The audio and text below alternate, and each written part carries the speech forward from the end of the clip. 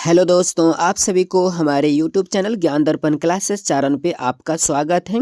दोस्तों, आज हम मैट्रिक बोर्ड परीक्षा 2024 के लिए हिंदी काव्य खंड का तीसरा चैप्टर अति शोधो स्नेह का मार्ग है का मोस्ट वीवीआई ऑब्जेक्टिव क्वेश्चन लेकर आया हूं, जो आपके एग्जाम के व्यू से बहुत ही महत्वपूर्ण है।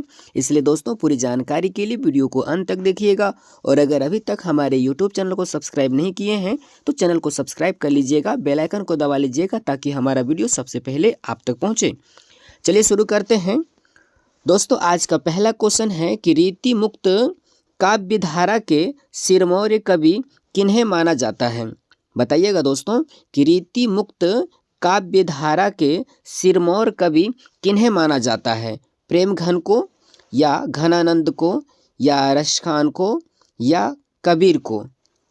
तो दोस्तों, इस क्वेश्चन का राइट आंसर हो जाएगा ऑप्शन नंबर बी, घनानंद को। यानी कि रीति मुक्त काव्य धारा के सिरमौर कवि जो है घनानंद को माना जाता है। ठीक है, याद रखिएगा। चलिए अगला क्वेश्चन है कि घनानंद किसके द्वारा मारे गए थे। बताइएगा दोस्तों कि घनानंद जो है किसके द्वारा मारे गए थे। शिष्य के द्वारा, या राजा के द्वारा, या दूसरे कवि के द्वारा, या नादिर शाह के सैनिकों के द्वारा। तो दोस्तों, इस क्वेश्चन का राइट आंसर हो जाएगा option number D, Nadir Shah के सैनिकों के द्वारा। यानी कि घनानंद जो है नादिर शाह के सैनिकों के द्वारा मारा गया था। आप लोग याद रखिएगा। ठीक है, चलिए अगला क्वेश्चन है, घनानंद किस बादशाह के यहाँ मीर मुंशी का काम करते थे। बताइएगा दोस्तों कि घनानंद जो है किस बादशाह के यहाँ मीर मुंशी का काम करते थे। अकबर के यहाँ, या औरंगजेब के यहाँ, या बाबर के यहाँ, या मोहम्मद शाह रंगीले के यहाँ।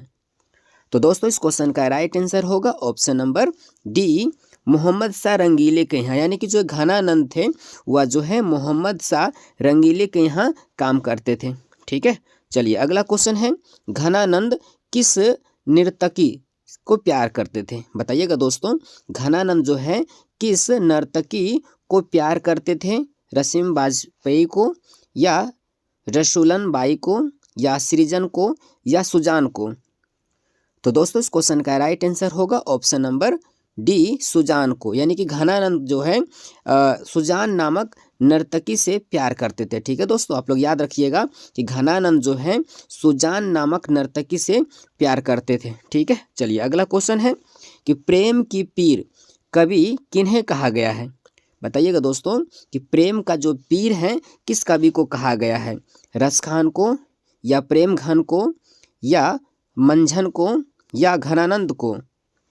तो दोस्तों, इस क्वेश्चन का राइट आंसर हो जाएगा ऑप्शन नंबर डी, घनानंद को। ठीक है दोस्तों, याद रखिएगा प्रेम का जो है पीर घनानंद को कहा जाता है। चलिए अगला क्वेश्चन है, घनानंद किस भाषा के कवि हैं। बताइएगा दोस्तों कि घनानंद किस भाषा के कवि हैं। प्राकृतिक के, या पाली के, या ब्रज भाषा के, या अवधी के। तो दोस्तों, इस क्वेश्चन का राइट आंसर होगा ऑप्शन नंबर सी, ब्रज भाषा के। ठीक है, घनानंद जो हैं ब्रज भाषा के कवि थे। चलिए अगला क्वेश्चन है, सुजान सागर के रचनाकार हैं। बताइएगा दोस्तों कि सुजान सागर के रचनाकार जो है कौन है। रसखान, गुरु नानक, प्रेमघन, या घनानंद। तो दोस्तों, इस क्वेश्चन का राइट आंसर होगा ऑप्शन नंबर डी, घनानंद। ठीक है, सुजान सागर का रचनाकार कौन हो जाएगा, तो घनानंद हो जाएगा। चलिए अगला क्वेश्चन है, घनानंद अपने आंसुओं को कहाँ पहुँचाना चाहते हैं। बताइएगा दोस्तों कि घनानंद जो है अपने आंसुओं को कहाँ पहुँचाना चाहते हैं। समाज में, या बादल के पास, या वृंदावन में, या सुजान के आंगन में। तो दोस्तों, इस क्वेश्चन का राइट आंसर होगा ऑप्शन नंबर डी, सुजान के आंगन में। ठीक है, घनानंद जो है अपने आंसुओं को सुजान के आंगन में पहुंचाना चाहते हैं। ठीक है, चलिए अगला क्वेश्चन है, कवि ने प्रेम के मार्ग को बताया है। बताइएगा कि कवि ने जो है प्रेम के मार्ग को क्या बताया है। सरल एवं निश्चल, या जटिल, या नीरस, या जो है अहंकार युक्त। तो दोस्तों, इस क्वेश्चन का राइट आंसर होगा ऑप्शन नंबर ए, सरल एवं निश्चल। यानी कि कवि जो हैं घनानंद जो है प्रेम के मार्ग को सरल एवं निश्छल बताया है। यानी कि प्रेम का मार्ग क्या है, सरल है, आसान है, इसमें छल कपट नहीं है। ठीक है, चलिए अगला क्वेश्चन है, घनानंद ने सुजान कहकर किसे संबोधित किया है? बताइएगा दोस्तों, घनानंद ने सुजान कहकर किसे संबोधित किया है? प्रीतम को, या सामान्य जन को, या साधुओं को, या विद्वानों को?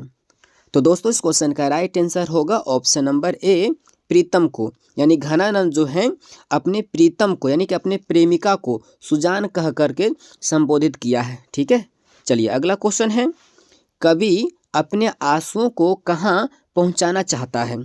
सुजान के आंगन में, या सुजान के दिल में, या सुजान के हथेली पर, या इनमें सभी? तो दोस्तों इस क्वेश्चन का राइट आंसर होगा ऑप्शन नंबर ए, सुजान के आंगन में। यानी कि कवि जो है घनानंद जो है अपने आंसुओं को सुजान के आंगन में पहुंचाना चाहते हैं। ठीक है, चलिए अगला क्वेश्चन है, घनानंद किससे प्रेम करते थे? बताइएगा दोस्तों, घनानंद किससे प्रेम करते थे?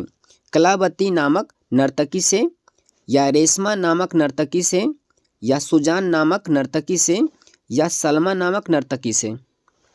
तो दोस्तों इस क्वेश्चन का राइट आंसर होगा ऑप्शन नंबर सी, सुजान नामक नर्तकी से। यानी कि घनानंद जो है सुजान नामक नर्तकी से प्रेम करते थे। अगला क्वेश्चन है, घनानंद की मृत्यु कब हुआ? बताइएगा दोस्तों कि घनानंद की जो है मृत्यु कब हुआ था?